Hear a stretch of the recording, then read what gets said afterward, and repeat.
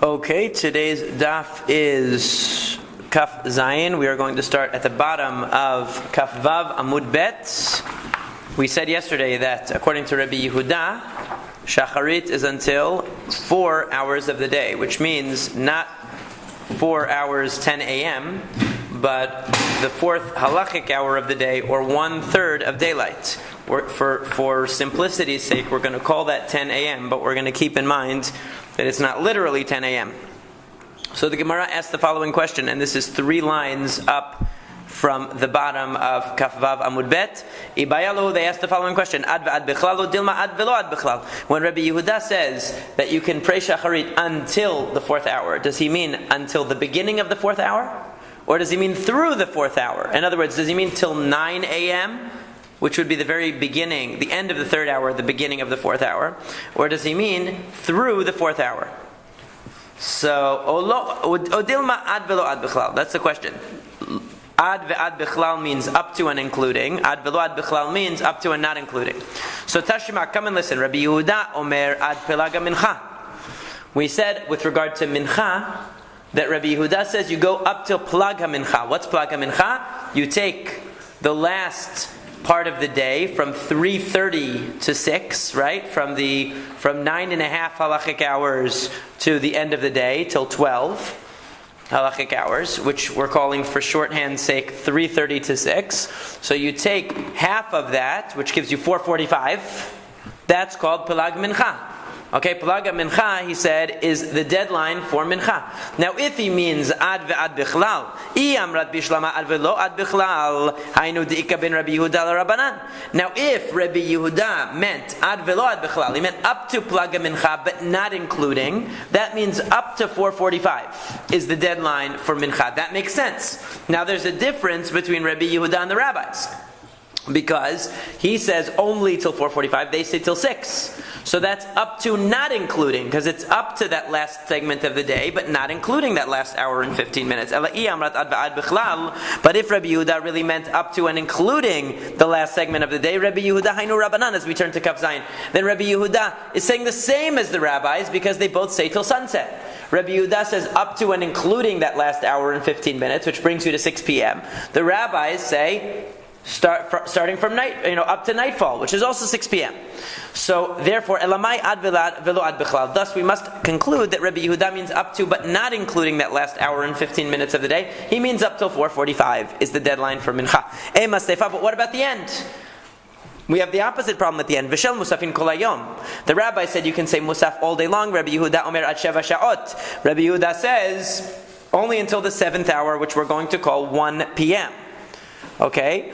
Which would mean, according to the way we're interpreting it now, this would mean up until 12 o'clock. Because if we're saying ad velo ad bichlal, up to the 7th hour, but not including the 7th hour, means 12 o'clock.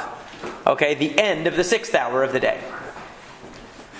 V'tanya, but it says in the Baraita, hayu lefanav shtei tefilot, achat shel musaf, achat shel mincha, mitpalel shel mincha ve'achar kach shel musaf. It says in the Baraita that if a person delays saying musaf, and now it's time for mincha already, it's already a time where one can pray mincha, he should say mincha and only afterwards musaf. Shezot tidira, v'zo enat tidira, because one of them is more common than the other. We have a general principle, tadir v'sheino tadir, tadir kodem, that whenever you have something which is more frequently done and something less frequently done, the frequent one goes first. So since you have in front of you both mincha and musaf, you should say mincha first. Normally we say musaf so early, it's way before the time for mincha. But if a person delays, now they have a conflict, they have 2 tefillot, they should put mincha first instead of musaf.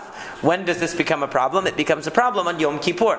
On Yom Kippur we often delay musaf so long, because Shacharit is so long, that it's already past midday, and it's already the time where theoretically one could say mincha, and you're just starting musaf. Fortunately, we have what the Rambam says, which is b'tzibur, when you're in the community, we don't reverse the order of the tefillot, so therefore we don't have to pray mincha before musaf in the on Yom Kippur when we're running late.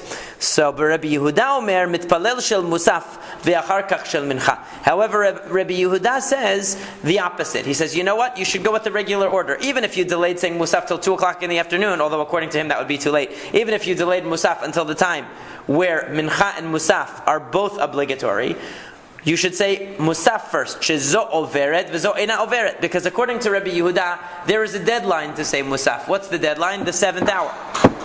So you're running against the clock. You should say Musaf first. You should not change around the order. So the rabbis say Mincha first. Rabbi Yehuda says Musaf first. But there is a huge problem here. Why? Because now if Rabbi Yehuda means up to and including the 7th hour, you could have a situation where Mincha and Musaf both are in effect, so to speak, at the same time. Because when does the time for Mincha start? 12:30. Now when we're saying 12:30, I keep having to emphasize, we're not talking about 12:30 on a given day. We're saying 12:30 in the hypothetical halachic perfect day, which is 6 a.m. sunrise, 6 p.m. sunset. On a real day, you have to calculate the number of halachic hours, and it's usually like 1 something or whatever. But we're just using this for illustrative purposes to make it simple. Okay? If he says ad bichlal, when he says to the 7th hour, he means up to and including the 7th hour, that means till 1 o'clock. When does the time for Mincha start? 12:30. So there's a half an hour of overlap, according to Rabbi Yehuda, where Mincha and Musaf could both theoretically be prayed. According to the rabbis, there's a large amount of time, because all the way from 12:30 until the end of the day, they say that Musaf and Mincha are both applicable. Okay, because Musaf is from the beginning of the day, and Mincha is from 12:30 on. But according to Rabbi Yehuda, 1 o'clock is the cutoff for Musaf. 12:30 to 1 o'clock is also a time where it's possible to say Mincha. So that half hour is all you've got of overlap. However, I amrat ad velo ad bichlal hechi mishkacha lo shadei tefilot ba'adei hadadeh. But if you're going to interpret Rabbi Yehuda like we suggested before, that he means ad velo ad bichlal, he means only up to the 7th hour. He means only till 12 o'clock, not including up until 1 o'clock. So that means there's never a case where Mincha and Musaf could be applicable at the same time. Because Musaf, the cutoff is 12 o'clock. It's the beginning of the 7th hour. And when is Mincha in effect? Mincha cannot be prayed until midway through the 7th hour. So if we're interpreting Rabbi Yehuda as ad velo ad bichlal, up to and not including, then that means that this case can't exist. Thus we must conclude that he means ad ve'ad bichlal, that he means up to and including the 7th hour, and therefore there's a half an hour of overlap of Mincha and Musaf. It's impossible otherwise. Elamai, thus what must we say? Ad ve'ad bichlal. So then kashya resha.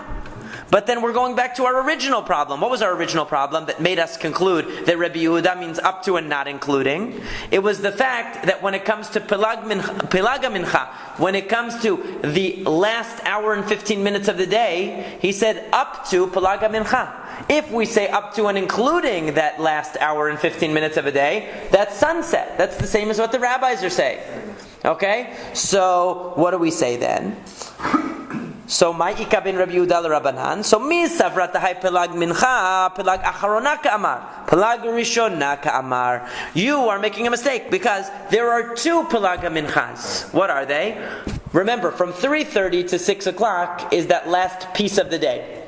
Pelaga Mincha is the midpoint. You have the first half of that midpoint and the second half. The first hour and 15 minutes from 3:30 to 4:45.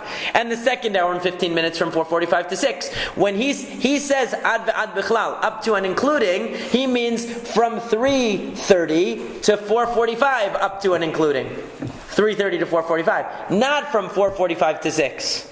So yes, he means up to and including, but he means up to and including the first section of that last 2 hours and 2.5 hours. Okay, that last 2.5 hours cut in half. The first section of it, up to and including the first section. Therefore, he means up to 4:45. So even though he means ad bichlal, up to and including, there's still a difference between Rabbi Yehuda and the rabbis, because he only means up to and including the first segment. Okay, so v'hachi kamar, this is what he means. So he says, when is it that the first segment of this last 2.5 hours concludes, and the last segment, the second segment of the last 2.5 hours starts, okay, that's when 11 hours minus a quarter has passed. In other words, when you get to 4:45, 11 hours minus a quarter of the day has passed. Or as we would say, 10 hours and 45 minutes, leaving just an hour and a quarter. So he does mean up to and including, but only up to and including that 10 hours and 45 minutes of the day, not up to and including the last hour and 15. Amar Rav Nachman said, we also learned this clearly. Rabbi Yehuda ben Bava he'id chamisha dvarim, because Rabbi Yehuda ben Bava testified regarding 5 things. This is in a section of Mishnayot which is called Eduyot, Masekhet Eduyot, which contains testimony that was given about traditions and halachic positions that were considered authoritative. It's found in towards the end of the Shas. So he says, first of all, shema'anin et haktana. The first case that he testified about is that we instruct a young girl lima'in, to refuse. What does this mean? What it means is like this. The Torah gives permission to a father to marry off his daughter when she's a minor. What happens if the father dies and the girl is still a minor? She's still a kid. So the rabbis gave permission to the mother or brothers of the little girl to marry her off. Why? Because they wanted to keep her out of trouble and to make sure she would find a suitable match, which was much more difficult when there wasn't a father in the picture. So whereas when the father married off the girl, it had a biblical force. She was actually considered married min haTorah. When the mother or the brothers married off the girl, it was only midrabanan. It was rabbinical. So what could happen here? Let's say they married off this girl to some guy. Okay, let's call him Reuven. Reuven marries a girl. And what ends up happening is his brother Shimon is married to the girl's adult sister. So Shimon is married to the sister, and his marriage is a biblical marriage because he married her as an adult. Reuven is married to the girl, and it's only a rabbinical marriage because the mother married off the girl when she was young. Now what happens? Shimon dies without children. He dies without children. Now the Torah says that when a man dies without having children, so the brother is obligated to marry his wife. That's called yibum. Marry the widow. The problem is that in this case Shimon died, and Reuven is married to the sister of Shimon's wife. So he can't marry 2 sisters. He can't. Brothers? Yeah, they're brothers. So Reuven cannot marry Shimon's widow because Reuven is married to Shimon's widow's sister. But he's only married to her rabbinically. So the rabbis actually created a really nifty mechanism when it came to these marriages of minor girls, which was that they have a concept of miyun, which means the girl at any point can say, you know what, I don't like this guy, I'm out. That's all she has to say. She doesn't require a get, no divorce, nothing. And it's as if it never happened. She's considered like she was never married. After the marriage? Yeah, even after the marriage. She's considered like she was never married. Until when? Until she's, of marriageable age, biblically, that she's, bat mitzvah. Wait, this is the case that where the mother or brothers, where the mother or brothers of the girl married her off as a minor, so it only has rabbinic force. So the rabbis instituted that she can do something called miyun, which means she can just say, I don't want this guy, I'm out. This is the case of when there is a yibum that has to occur? Well, these are 2 different things. Okay. This miyun always would work. It would always work. Okay, the girl can always get out of the marriage. Until she reaches bat mitzvah and she wants to stay. Okay, but if at any time up to that point she doesn't want to stay, she can walk away. Alright, so normally the rabbis won't interfere and tell her to walk away. But in this case, they actually go to the girl and say, walk away. They tell her to walk away. Why? Because the brother can't marry his brother's widow, which is a biblical mitzvah, because the brother's widow was biblically married to the brother. And now Reuven has a biblical obligation to do yibum, but he can't because he's married to the sister. But that marriage is only rabbinical. So the rabbis actually come and tell the girl, do mi'un. To say that you don't want to be married to Reuven anymore. That way, the marriage is annulled, basically. From the beginning, it's like it never happened, and now Reuven can go and marry Shimon's widow, which is his biblical obligation. So Rabbi Yehuda ben Bava said there's one case where the rabbis intervene and tell the girl to refuse, and this is it. What else did he testify about? He said, if a man goes missing and the woman is an aguna, we don't know what happened to the man, he disappeared, and one witness comes and says, I saw he was dead. So normally we need two witnesses for everything, but here we rely on one witness in order to free the woman from being an aguna. And moreover, al tarnegol sheniskal b'Yerushalayim al sharaget nefesh. We know the halacha. We know that if an ox gores a person and kills him, so we kill the ox, right? We do sekila. We actually stone the ox. And Rabbi Yehuda ben Bava said that would apply to any animal that kills a person. In fact, he testified that one time, a tarnegol, a rooster, killed somebody, and they stoned the rooster. Okay?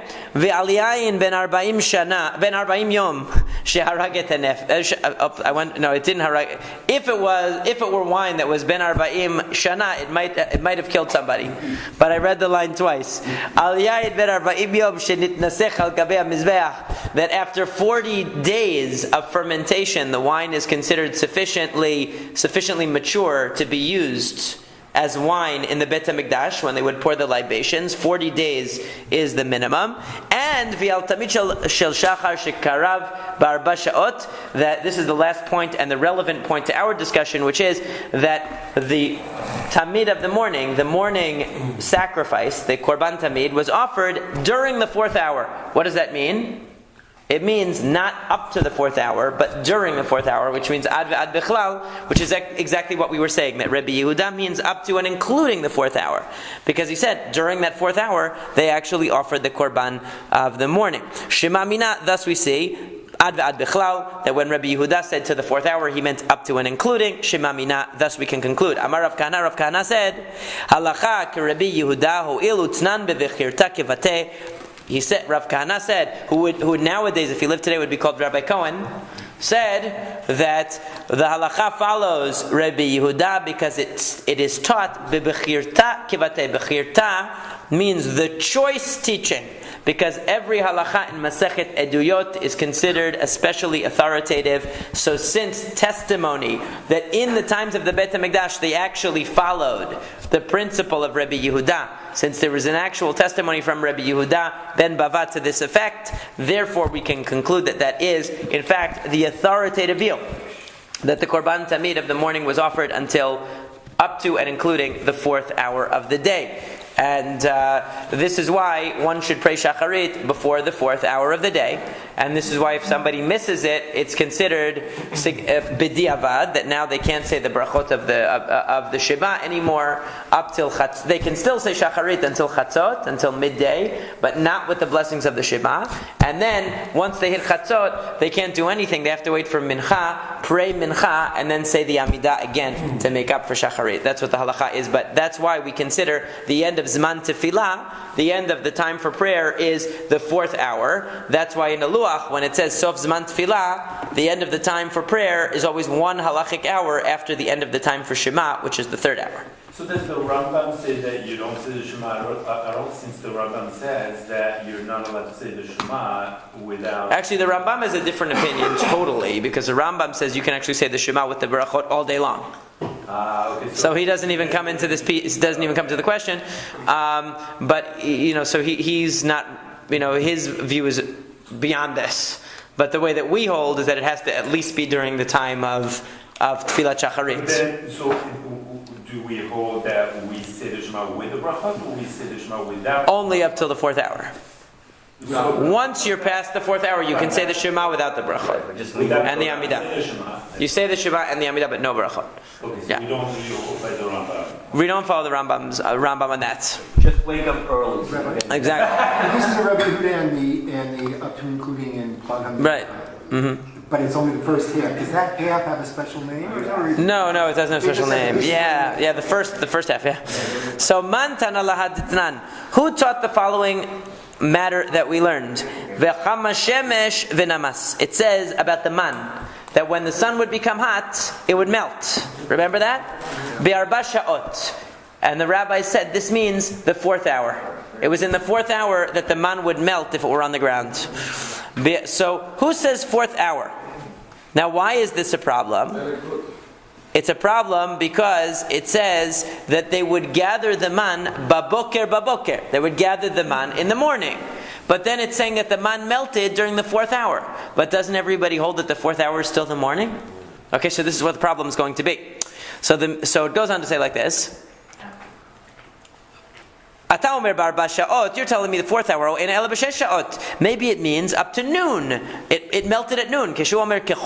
No, because when it says about Avraham Avinu that he was sitting outside Kechom Hayom at the heat of the day, that means the height of the heat of the day. That is the term for the 6th hour. In other words, that's the term for noon, is Kechom Hayom, at the heat of the day. What is Kechama Shemesh? Hamani Mekayem Vechama Shemesh V'namas Be'arba Sha'ot. When does it mean? What does it mean? The sun was hot and it melted. That's the 4th hour. Because as the Gemara is going to explain a little bit further on, that's a time of the day where in the sun it's hot, but in the shade it's still cool. At noon, if it's a hot day, no matter where you go, it's going to be hot. That's kechom hayom, the heat of the day. So there's a problem here, because mani lo Rabbi Yehuda v'lo Rabbanan. This cannot follow Rabbi Yehuda or the Rabbanan. Rabbi Yehuda ad arba sha'ot namitzafrahu, Rabbanan ad chatzot namitzafrahu. Because if we're going like Rabbi Yehuda, then until the 4th hour should still be considered morning. And it said that they gathered the man in the morning, and it melted after morning. Whatever kechama shemesh is has to be after the morning, because whenever the man melted, couldn't be what's called morning. And according to the rabbis, it's considered morning until midday, because they say you can say shacharit until noon. Okay, so how could it be that the man only fell until 9 a.m. or it only fell until 9 a.m. and started melting during the 4th hour? So ibait ema Rabbi Yehuda v'ibait ema Rabbanan. We can reconcile this with Rabbi Yehuda or with the rabbis. Ibait ema Rabbanan. First, let's reconcile it with the rabbis. Amar kra baboker chalkel d'shnei bekarim. Because remember, it says they gathered the man baboker in the morning, emphasizing that they went the first half of the morning. Split the morning in half, and what do you get? 9 a.m. Okay? So therefore the rabbis are saying they went early in the morning. That's why it says the word twice. Baboker. They went first thing during the first half of the morning. And then it started melting with the second half of the morning. What about Rabbi Yehuda, who seems to say that the morning extends till 10 a.m.? How can he justify it melting during that hour? That extra word boker doesn't split it in half, because if it split the morning in half for Rabbi Yehuda, that would be only 8 o'clock. Because he would say that the morning is only from 6 to 10. You split that in half, you get 8 o'clock. Okay? So what is he going to say? He says that the extra word baboker means 1 hour earlier than the end of the morning. So not halfway through the morning, according to Rabbi Yehuda, but an hour earlier, meaning that they gathered the man only until 9 a.m. and after 9 a.m. it started to melt. So even he could agree that they went out earlier than what's considered morning. They didn't go to the limit of what's considered morning. He would say the limit of what's considered morning is up till 10 a.m. They were done gathering man at 9 a.m., according to everyone. But what's the logic for the rabbis to say it's split? Right. To say that he really meant only 1 hour. Yeah, that was my question. Well, they're just trying to say, do you need to say that this statement that they gathered the man only till 9 is a contradiction to Rabbi Yehuda? You don't have to say it's a contradiction, because you could say, because it says baboker, they went out even earlier than the limit of morning. He would say the limit of morning is 10 a.m. He'll say they went until 9 a.m. Why would he say 9 a.m.? Oh, because it says baboker, they went really early, so they didn't go till 10, because 10 is the limit of morning. That's basically what they're saying. So, be that as it may, alright? So, Dechule alma, mia. But according to everybody, but definitely when the sun became hot, the man melted, and this means the 10th, the 4th hour, which is from 9 to 10 a.m. So how do they get that from the term v'chama shemesh? Mai mashma. Where are they getting it from? Amar Rabbi Achar bar Yaakov. Rabbi Achar bar Yaakov said, Amar kra v'chama shemesh v'namas. What does it mean? The sun was hot, it melted. Ezo hi sha'a she'ashemesh cham. What is the hour where the sun feels hot but the shade is still cool? Okay, this means around the 4th hour of the day. In other words, that's the mid-morning where you start to feel it's warm. If you're standing in the sun, if you're standing in the shade, you feel that it's cool. That's why it's v'chama shemesh, the sun was hot. Tefillat mincha ad erev. We said that the prayer of mincha is until the evening. Amar le Rav Chisda le Rav Yitzchak. Rav Chisda was talking to Rav Yitzchak. He said to him, Hatam Amar Rav Kahana halacha Rabbi Yehuda. Ho'ilu tznan bevachir takavate. We said before that the halacha follows Rabbi Yehuda with regard to shacharit. Why? Because in Masekhet Eduyot, where the testimony was given, it said that they actually offered the korban in the morning until the 4th hour, just like Rabbi Yehuda. But hachabmai, what is the halacha in our case about mincha? Do we follow Rabbi Yehuda and say that a person has to finish mincha an hour and 15 minutes before sunset? Or is it enough to go right up to sunset? So the answer, Ishtik, he didn't answer him. Velo amar le velo midi, he didn't have anything to tell him. Amar Rav Chisda said, Nechze anan. Rav Chisda said, we can see. Midirav mitzalei shel Shabbat be'erev Shabbat mi be'od yom. Mi be'od yom. From the fact that Rav used to pray the Arvit of Shabbat on Friday while it was still day. Shema mina halacha ke Rabbi Yehuda. Therefore, we must conclude that the halacha follows Rabbi Yehuda because we accept Shabbat early, right? We're saying Arvit before it's sunset, right? That's only justifiable according to Rabbi Yehuda. Because according to the rabbis, mincha time goes all the way to sunset, and only then can you do Arvit. According to Rabbi Yehuda, mincha time goes to an hour and 15 minutes before sunset, and then you can do Arvit in that last hour and 15 minutes of the day, which is exactly what we do when we accept Shabbat early. So therefore, that we must conclude, we go like Rabbi Yehuda. No, ad derabba, on the contrary, midirav huna v'rabbanan lo havu mitzalu ad urta, shema mina en halacha Rabbi Yehuda. I'll tell you the opposite. Rav Huna and the other rabbis specifically didn't pray the Arvit of Shabbat until sunset. Maybe I can conclude that we reject Rabbi Yehuda and we follow the rabbis. So what's the answer? Hashta delight mar hilchata lo kemar velo kemar de avad kemar avad udavad kemar avad. Thus we conclude the halacha wasn't stated either way. It wasn't stated either way. So anybody who does one way, it's good. Anyone who does the other way is good. Okay? However, the Shulchan Aruch says a person should have a minhag. They should follow one way all the time. If you're going to follow Rabbi Yehuda, then you should always make sure you pray mincha more before Palag mincha, which on a perfect day is an hour and 15 minutes before sunset. Let's say it's 2 hours before sunset, to be for argument's sake. Okay? A person should follow all the time. So if a person goes to early mincha, let's say they pray mincha at 2 o'clock every day, so then after Palag mincha, they could justifiably pray Arvit. They could say, I follow Rabbi Yehuda. But if the person oftentimes prays mincha right up to sunset, right before sunset, okay, then they shouldn't also pray Arvit on another day, pray Arvit before sunset. That's what the Shulchan Aruch says. The Shulchan Aruch says a person should pick one way that's their psak. They follow either Rabbi Yehuda or the Rabbanan. That's with regards to when you pray Arvit. Like it's not saying if you pray the early mincha or the late mincha. It's between mincha and. I'm just giving an example. Somebody who always prays the early mincha could say, I follow Rabbi Yehuda, and could always pray Arvit early.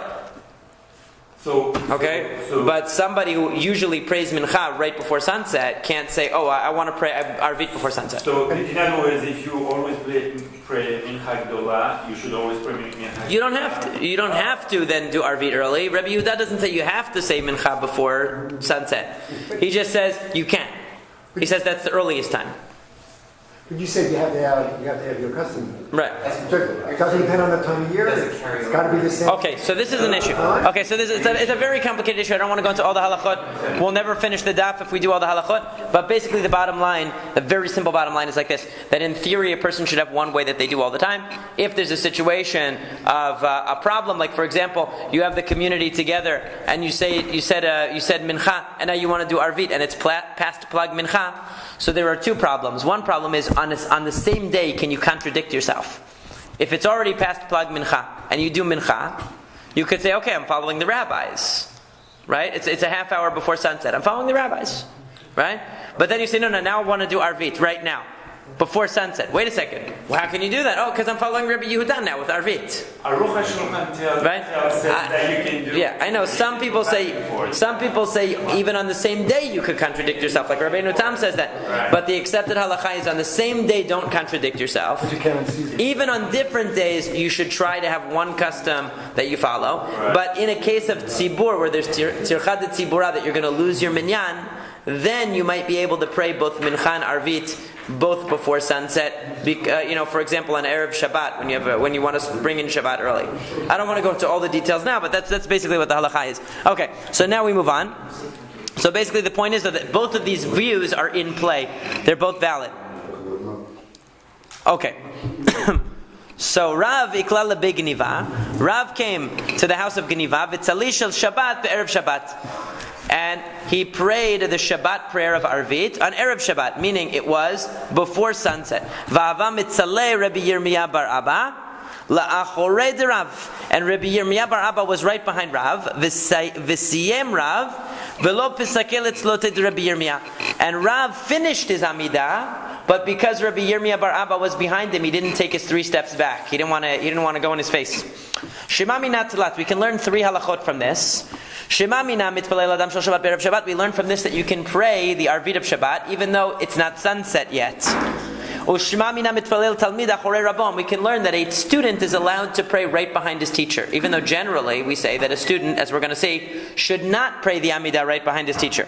Ushma mina asur lavor keneged hamitpalalin. And we also learn from Rav's conduct that one cannot interrupt. When someone is praying the Amidah, you can't walk right in front of him. There's a very, very famous story about Rabbi Moshe Feinstein, that one time he was supposed to go up and speak at a dinner, and there was somebody praying Amidah right at the door, and praying for a very long time with a lot of fervor, and he refused to go in.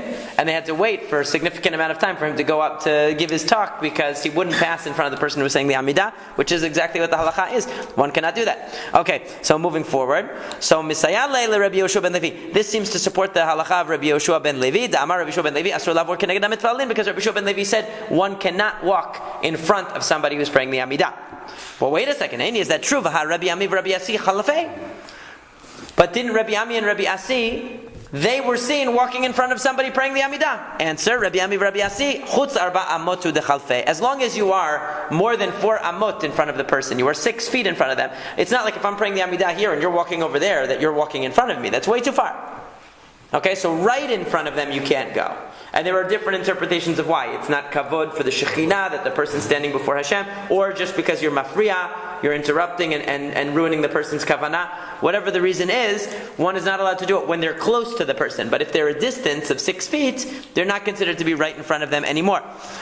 So now we go to the other halacha. Rabbi Yirmiyah hechi avid hachi. Let's look at Rabbi Yirmiyah's conduct. He prayed the Amidah directly behind his teacher. How could he do that? V'amar Rav Yehuda amar Rav. Rav Yehuda said in the name of Rav that leolam al yitzpalel adam. Now we turn to Amud Bet. Lo keneged rabo, not in front of their teacher. Meaning, if your teacher is praying the Amidah, you should not be standing in front of him praying the Amidah.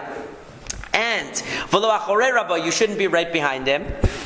And the reason is, according to Rashi, it's about kavod, that when you're right behind him or you're right in front of him, you're in a way showing that you're equal to him. Like I'm right behind, he's there, I'm right behind him, or I'm right in front of him, I'm even better than him, I'm in front of him, okay? Some say that you shouldn't be behind him because when you bow, it looks like you're bowing to him.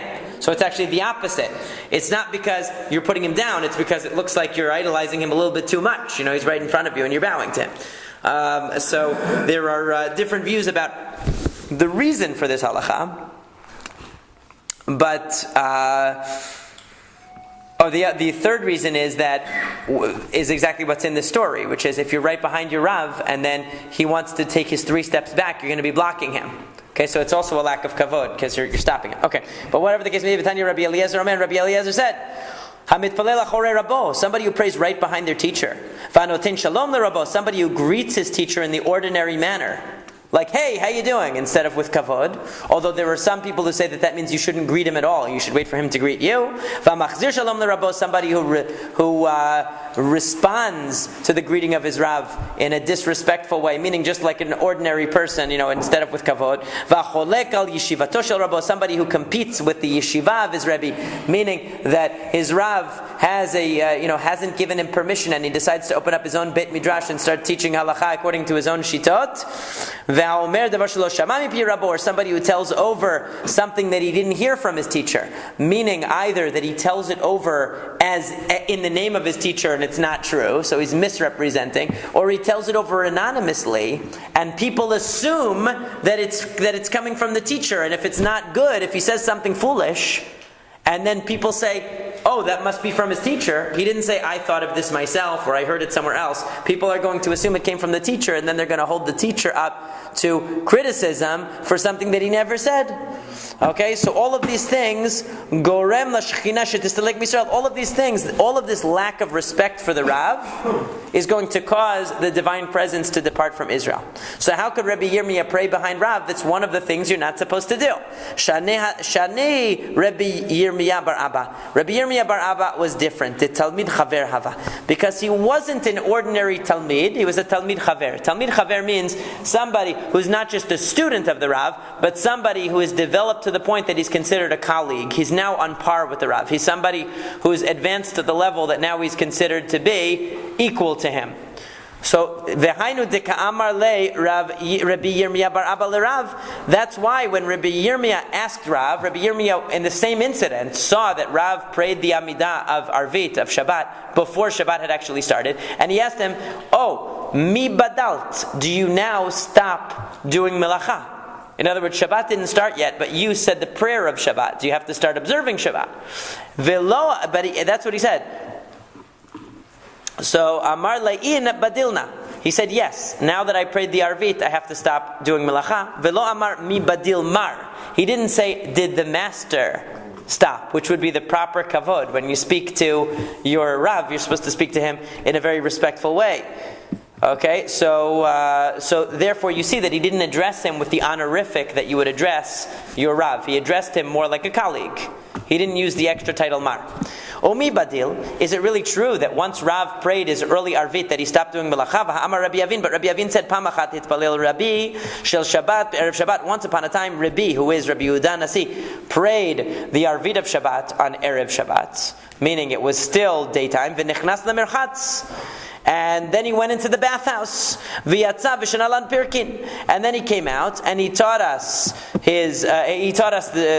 pirkin. He taught us Torah. V'adayin lo chashicha. And it still was not nighttime. In other words, the sun had still not gone down. So we see that even though he prayed Arvit of Shabbat during the daytime, he did not have to accept Shabbat upon himself, because what did he do? Right afterwards, he taught us, and he went into the bathhouse and he taught us. You're not allowed to go to the bathhouse on Shabbat.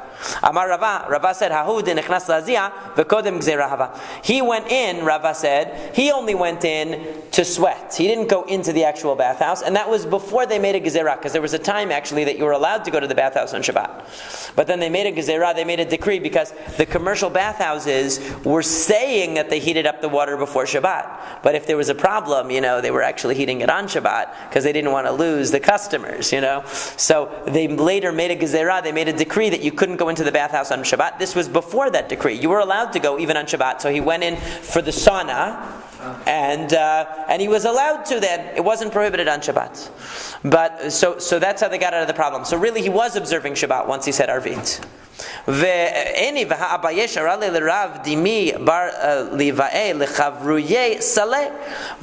But I'll give you another case. Abaye one time allowed Rav Dimi bar Liva'e to fumigate or smoke somehow. They used to I guess burn sulfur or something, and somehow that treated the baskets that they made. Somehow it was some kind of treatment to baskets. I don't know if it was a sealant or something. So he let him do that, even though he had prayed Arvit before Shabbat.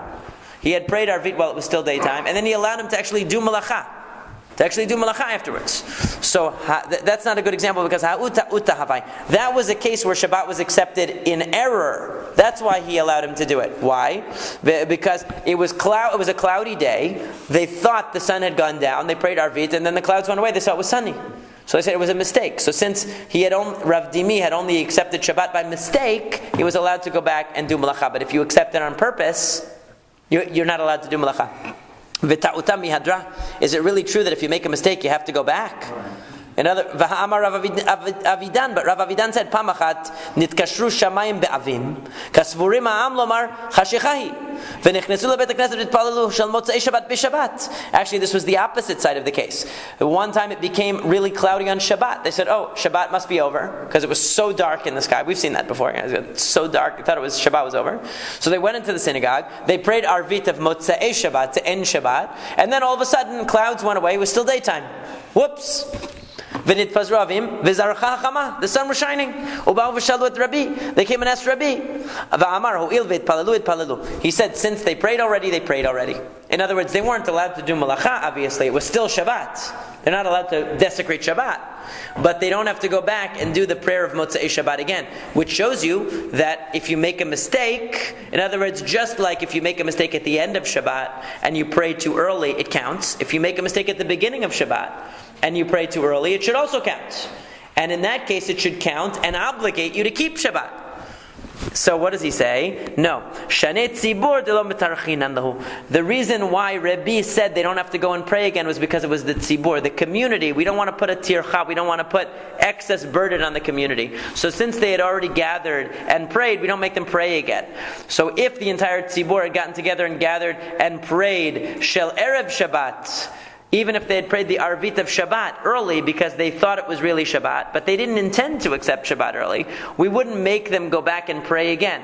But there is a discussion about whether they now are allowed to do malacha. Are they allowed to do malacha if the community accepted Shabbat by accident? We know that if an individual accepts Shabbat by accident, they don't have to now continue to observe the Shabbat. If they thought that it was cloudy, they thought that it was nighttime, and it really wasn't. But if the community does, definitely they don't have to go back and pray again. Okay, but there's a question about whether they should now have to keep Shabbat, because since as a community they accepted Shabbat, we don't want to now go back and tell them not to keep Shabbat. So that's a discussion in the poskim. Amar Rabbi Chia bar Ravin. Rabbi Chia bar Ravin said, Rav talei shel Shabbat be'erev Shabbat. Rav would pray the Arvit of Shabbat when it was still daytime on Friday. Rabbi Yoshia mitzalei shel Motzei Shabbat b'Shabbat. And Rabbi Yoshia would actually pray the Motzei Shabbat Arvit when it was still Shabbat. The Mefarshim explain here that there was some mitzvah that needed to be done, that he had to rush out right after Shabbat. That's the only reason why one should do that. But otherwise you shouldn't. Okay, Rav talei shel Shabbat be'erev Shabbat. Omer Kiddusha Lakos, or no Omer Kiddusha Lakos. Can you also say Kiddush? So if you pray Arvit very early as you can, the earliest you can is Pelag Mincha, like we said, according to Rabbi Yehuda, following Rabbi Yehuda's opinion. So let's say you prayed an hour before sunset. Now can you make Kiddush? Tashema Amar Rav Nachman Amar Shmuel mitpalel adam shel Shabbat be'erev Shabbat ve'omer Kiddusha Lakos.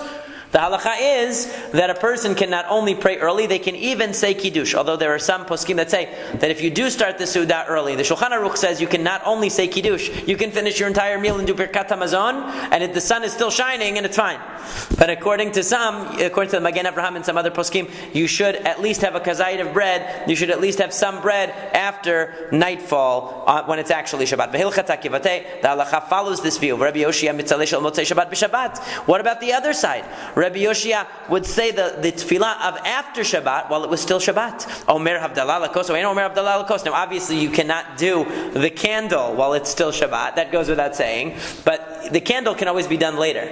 So can you do Havdalah just on the wine and the bisamim on Shabbat, and then later when you see fire, you'll do the blessing on the candle? Can you do that? So Tashemada Amar Rav Yehuda Amar Shmuel. Rav Yehuda said that Shmuel said mitpalel adam shel Motzei Shabbat b'Shabbat v'omer Havdalah lakos. The halacha is you can even say Havdalah while it's still Shabbat, as long as you're after Pelag Mincha. So you're in that last hour and 15 minutes of the day, you're allowed to say Arvit of after Shabbat and even say Havdalah in an emergency where you have to rush out right after, as soon as Shabbat is over. Amar Rabbi Zera, Amar Rabbi Asi, Amar Rabbi Elazar. Rabbi Zera said that Rabbi Asi said that Rabbi Elazar said, Amar Rabbi Chanina, that Rabbi Chanina said, Amar Rav, that Rav said, Amar Rabbi Chanina, Amarav, that Rav said, B'tzad Amud Zeh, Hitpalel Rabbi Yishmael Rabbi Yossi. That Rav reported, all of these rabbis reported, that Rav reported, that Rabbi Yishmael Rabbi Yossi once stood next to this pillar, and he prayed Shel Shabbat Erev Shabbat. He prayed the Arvit of Shabbat while it was still daytime on Erev Shabbat. Ki ata Ula Amar. Ula came and said, you got all your facts wrong, buddy. Betzad Marahava, velo betzad Amud. First of all, it wasn't next to that pillar, it was next to a date palm. Okay, I don't know why that's so significant in terms of the report, but velo shel Shabbat be'erev Shabbat hava, ela shel Motzei Shabbat b'Shabbat hava. I'm sorry, I skipped one. Velo Rabbi Yishmael be'Rabbi Yossi hava. It wasn't Rabbi Yishmael, the son of Rabbi Yossi. Ela Rabbi Elazar be'Rabbi Yossi.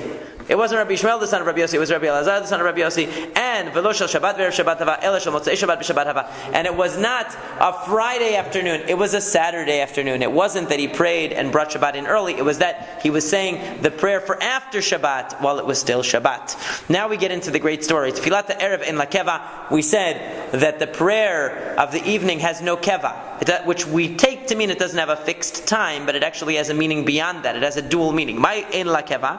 What does it mean it doesn't have a fixed time? If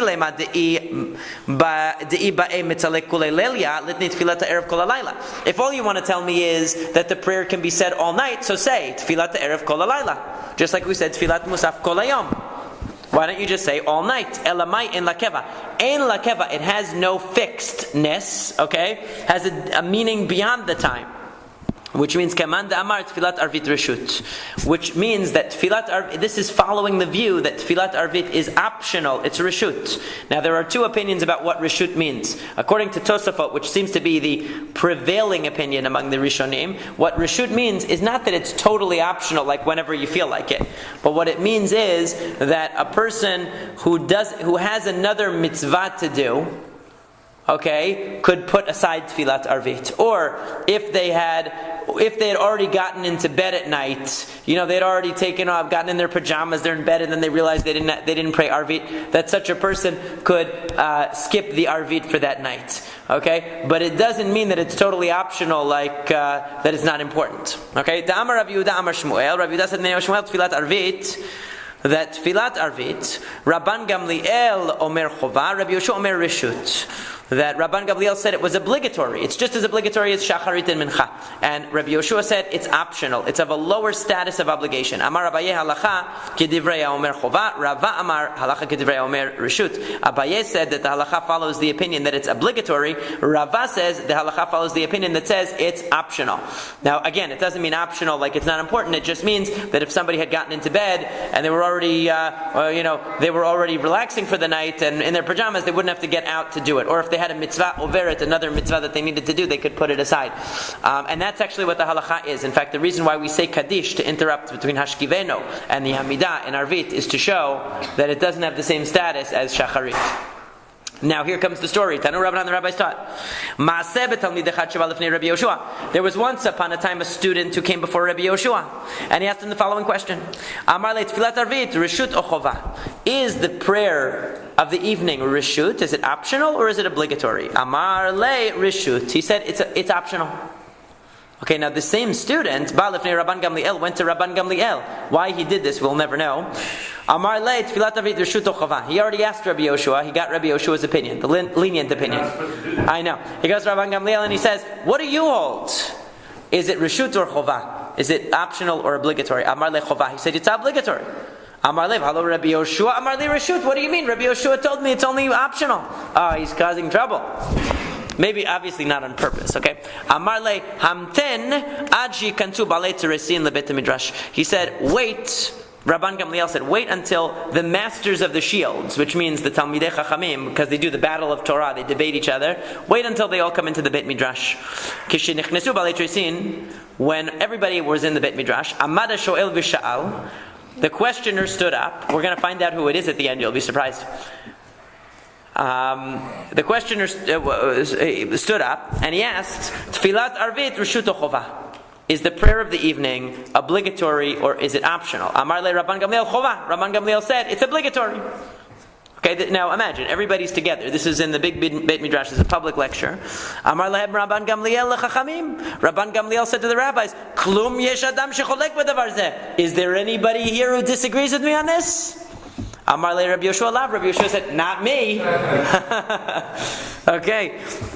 Amar le v'halom mishimcha amruli reshut. But wait a second. They told me in your name that you said it's only optional, it's not obligatory. So what's the truth? So what did he say? Amar le, so Amar le Yoshua amod al raglecha v'ya'idu b'cha.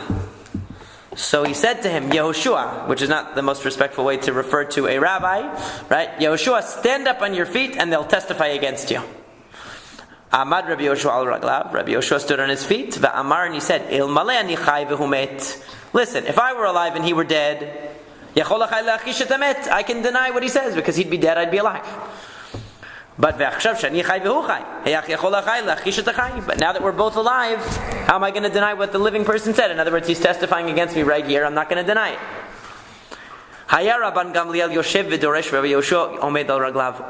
long, Rabban Gamliel went on with the drasha. He started teaching, and he made Rabbi Yoshua stand there. He was still standing because he didn't get permission to sit, and you don't sit if the Nasi doesn't tell you you can sit. You can't sit. Okay, so he's standing there all day long until the people got upset, meaning all the people are standing around. They see this poor guy standing, and they said to Chutzpit HaTurgaman. They used to the person giving the drasha, whoever the Rosh Yeshiva was, would speak, and then they had a Turgaman, somebody who would go and either and say it more loudly, and also would go through the crowd, say it more loudly, and also expand upon it a little bit in the course of conveying it. And that's what Chutzpit did. So they said to Chutzpit, stop the shiur. He was like the right-hand man of the Rosh Yeshiva, of Rabban Gamliel. He said, stop, we don't want this. Amre ad kaman nitza'are v'nezil. They said, how long are we going to allow this suffering to go on? How long are we going to allow this pain to Rabbi Yoshua to go on? B'Rosh Hashanah ishtakad tzi'are b'vchorot b'maseh Rabbi Tzadok tzi'are. So there was a case on Rosh Hashanah, which is a story in Masekhet Rosh Hashanah, where basically they had a machloket between Rabban Gamliel and Rabbi Yoshua regarding the date of Rosh Hashanah, because they had an argument about Kiddush HaChodesh. They had an argument about sanctifying the new moon, and because they had a disagreement, Rabban Gamliel forced Rabbi Yoshua to come with his staff and his money and everything on the day that Yom Kippur fell out, according to his own opinion. In other words, he forced Rabbi Yoshua to violate his own opinion and to come to him on Yom Kippur to demonstrate his authority. And in that story actually ends nicely because they kiss each other and they get along. Then there was another case with Bechorot where there was a mum, there was a blemish in a firstborn animal, but it was a firstborn animal of a Talmid Chacham. And Talmidei Chachamim are not suspected to purposely inflict blemishes on their animals in order to make them not Bechorot. Because basically if a Kohen were to put a blemish into a Bechor, he can just keep it. He doesn't have to bring it as a Korban. It's much easier for him. But we don't suspect the Talmid Chacham to do that. So Rabbi Yoshua said to the Talmid Chacham in question, you don't have to worry, you're not suspected, so we're not going to penalize you and take the Bechor away because the wound was an accident. We're not going to suspect you. So in that case, Rabban Gamliel did the same thing. There was an argument between Rabban Gamliel and Rabbi Yoshua, and he made Rabbi Yoshua stand up on his feet all day long again. So this is the second time he's made him stand up all day long on his feet. So they said, they said, he's doing it again. Come, let us get rid of this Rabban Gamliel. Let's fire him. Give him pink slip. Man no kimle. Who's going to replace him? Rabbi Yoshua Bal Masehu. We can't put Rabbi Yoshua in because that's like taking sides in the dispute. That's politically incorrect. Can't do that. Rabbi Akiva. Maybe Rabbi Akiva would be good. But Dilma Anishle Delele Zechut Avot. We would be worried that because this is going to detract from the kavod of Rabban Gamliel, the person has to have a lot of zechut, a lot of merit in heaven, so that he won't be punished. And Rabbi Akiva doesn't have zechut avot. He doesn't come from a lineage that has that kind of high level of zechut, high level of merit. So we don't want Rabbi Akiva to do it because he might not be able to take the heat for doing this. Ela nokmel Rabbi Elazar ben Azariah. Let's take Rabbi Elazar ben Azariah. Hu chacham v'hu ashir. Because first of all, he's smart. Second of all, he's rich, which is always good to be in political leadership. Vehu asiri Ezra, and he's the 10th generation from Ezra HaSofer. Hu chacham di makshe le. So he's smart enough that if there were questions, he's going to be able to answer them. Vehu ashir, and he's rich. If he has to bribe the Caesar's palace, that doesn't mean the casino. If he has to go to Caesar and work some political magic with some money, he can bribe the right people. And Afu Azalu Falach, and he's also the 10th generation of Ezra. Therefore, he has the zechut avot. He has the protection of the merit of his forefathers, and he doesn't have to worry. And therefore, he won't be punished. Atuva Amrule. So they went to Rabbi Elazar ben Azariah and they asked him, would you like to be the Rosh Yeshiva? He says, I have to go home and ask my family, meaning I have to ask my wife. See, even then, rabbis had to ask their wife before they do anything, just like today. So he did. Azal va'amlech b'devitu. He went and asked his wife. Amrale, she said to him, we turn to the beginning of Kafchet just to finish the story. Dilma me'abrin lach. She said, maybe they're going to put you in the position and then they're going to fire you too. So what's the point? Why should you take it? Amar la, he said to her, Lishtamesh enash yoma chada bechasad demokara ulamachar lidvar. He said, let a person use a beautiful, expensive cup for one day, and if it breaks, it breaks. At least he used it for one day. In other words, if you have an opportunity to have a privilege, don't turn down the privilege just because it's only temporary. You might as well benefit from it while it lasts. Amrale, she said to him, Let lach chivara, but you don't have white hair. How are you going to be respected? So we said, Hahu yoma bar tzmaneh serei shenehava. That day he was 18 years old. It rachesh le nisa va'adru le tzmaneh serei darei chivarta. He was 18 years old, but that day there was a miracle, and all of a sudden he had 18 rows of white hair on his beard. In other words, he grew in some white hair to show, that he was, so that he would be respected. He looked older than his years. And Hainu Dekama Rabbi Elazar ben Azariah, Harayani Kivin Shivim Shana. That's why it says in the Haggadah in Pesach, I am like a man of 70 years. He wasn't, Velo ben Shivim Shana. He wasn't 70 years old. He was like 70 because he had grown some white hair in his beard that made him look older than he actually was. So the story goes on. Tana oto ayom silku l'shomer hapetach v'nitna lahem reshut letalmidim likanes. That day they removed the guard from the door of the Beit Midrash. They used to be extremely selective who could come in because Rabban Gamliel was very particular. That day they let everybody come in because Shaya Rabban Gamliel machriz ve'omer kol tamid she'en tochol chivaro lo yikanes lebeit midrash. Because Rabban Gamliel had a policy: if you are not pure inside and out, in other words, if you're not as pure of character as you look on the outside, don't come in. You need to be very high quality. But now they removed that rule. They let anybody in. Hahu yoma itosfu kama safsale. A lot of chairs were added that day into the Beit Midrash. Amar Rabbi Yochanan pligi ba. Abba Yosef ben Dustay v'Rabanan. Abba Yosef ben Dustay and the rabbis argue. Chadamar itosfu arba me'as safsalei v'chadamar sheva me'as safsalei. One said 400 chairs were added. One said 700. In other words, and these chairs didn't necessarily only hold one person because they were benches. Could be more than one person on each one. That's a lot of people who wanted to get in that were denied entry because they weren't perfected enough to pass Rabban Gamliel's high standards. And all of a sudden, Rabban Gamliel saw this. Rabban Gamliel became sad when he saw this. Why? Because he said, maybe Dilma chas v'shalom manati Torah miYisrael. Maybe because I had such high standards, I prevented Jewish people from learning Torah. That would be terrible. But